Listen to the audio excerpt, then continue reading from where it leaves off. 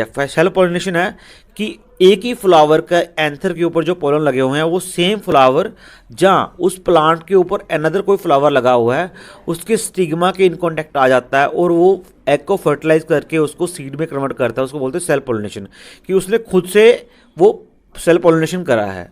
अगर किसी एक प्लांट के ऊपर जो फ्लावर लगा हुआ है उसका पोलन किसी और प्लांट के फ्लावर के स्टिग्मा के ऊपर पहुंच जाए और वहाँ के एग को फर्टिलाइज करके सीड में कन्वर्ट करे, उसको बोलते हैं cross pollination.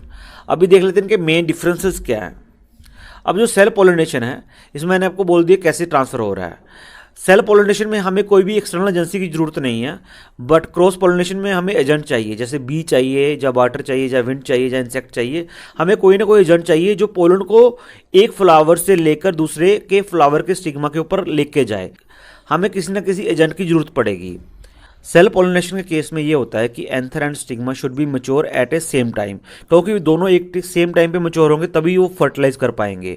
But cross pollination में इस तरह की कोई ज़रूरत नहीं है कि वो सेम टाइम पे मैच्योर हो, अलग अलग टाइम पे भी हो सकते हैं, क्योंकि दो अलग अलग फ्लावर के जो पोलन और स्टिग्मा आपस में वो कॉन्टैक्ट में आ रहे हैं और एग को फर्टिलाइज कर रहे हैं।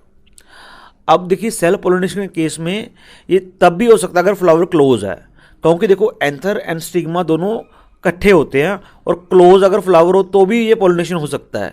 बट क्रॉस पॉलिनेशन के केस में फ्लावर खिलना चाहिए, तभी बी वहाँ पे जाके वहाँ से पोलन कलेक्ट करके और दूसरे के स्टिग्मा के ऊपर जाके बैठ सकता है। अभी सेल्फ पॉलिनेशन केस में कोई भी वेरिएशन नहीं आती है। देखिए अगर सेम फ्लावर आपस में पॉलिनेशन कर रहा है तो वहाँ पे जो सीड आएंगे ना उसमें ज़्यादा वेरिएशन नहीं आएगा। पर देखिए अगर एक फ्लावर के पोलन दूसरे फ्लावर के स्टिग्मा पे जाके एग को फर्टिलाइज करते हैं तो वहाँ पे वेरिएशन आने के चांसेस ज़्यादा हैं।